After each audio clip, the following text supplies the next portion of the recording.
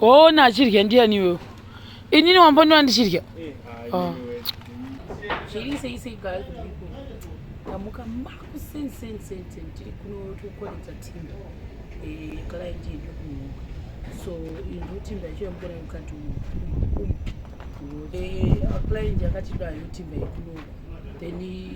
zvotoni zvotokoleta mukati umu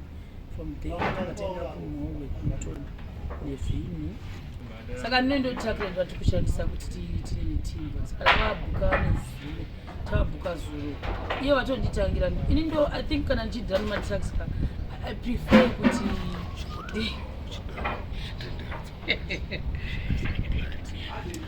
saka kana ndichidhirlike I prefer kuti kana ndichidhira nevanhu matrax kana tatuwirirana kuti we are going tomorrow it should be tomorrow kataurana kuti it's 8 o'clock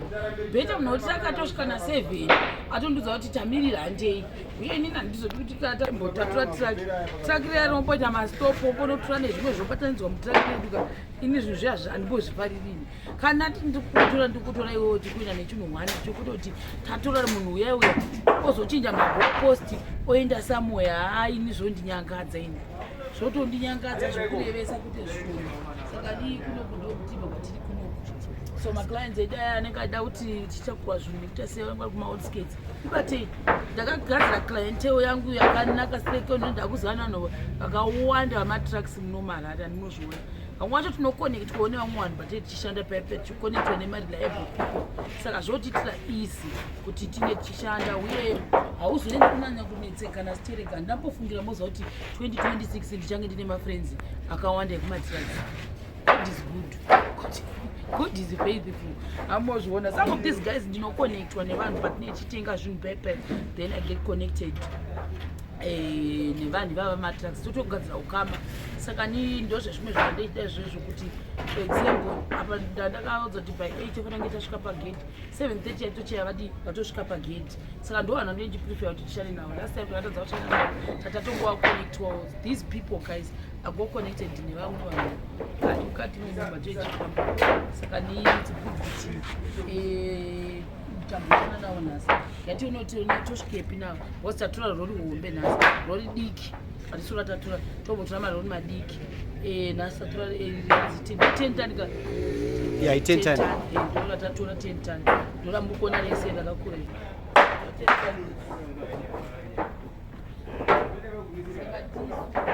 nhasi 6 dzachandabuda guys ko nezvemarare irajurapapo guys hadini nokuti guys kushanda marare kunokwadza kwa mamukira andinoita 5 dzimwe nguva inochandamuka 6 inochandamuka kana kuti dzimwe nguva 24/7 wakamuka kudai so pachirwa basa kwete mbichana kushanda muharare kunogwadza pataiita zvokumapiripiti paipaitira zvokumabisha ndaifunga kunogwadza hazvigwadzi zviya ndaiva ndakagarika mazuva aya iko nondokondotoshanda kutanga especially 2026 hapana chakanaka kuri kushandwa kwete zvishoma kungovata kungonamba kunovata mangwana kunge wakamuka uchitoenda kwaunoenda wosvika wakandipa hatisi kuti tobva nguva from there hame ndoda kudepi saka ndizvozvo guys mabasa tipei musatomborega amona ndakaconnected mwarari munomu connected.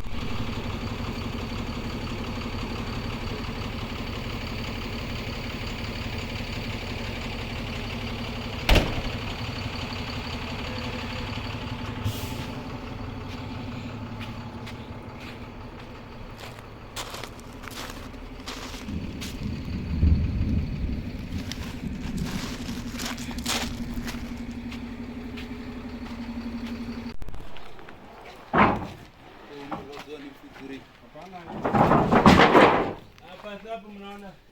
au ndaka sawa muna hapo osha ndiso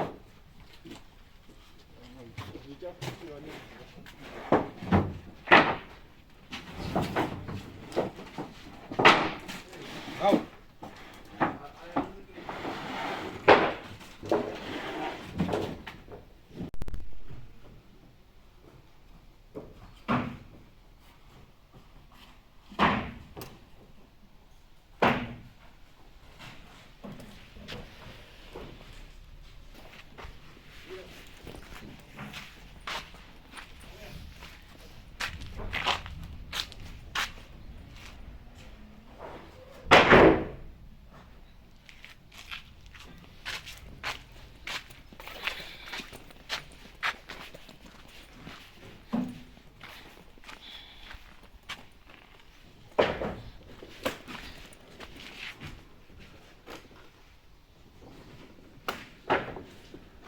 ndoma 76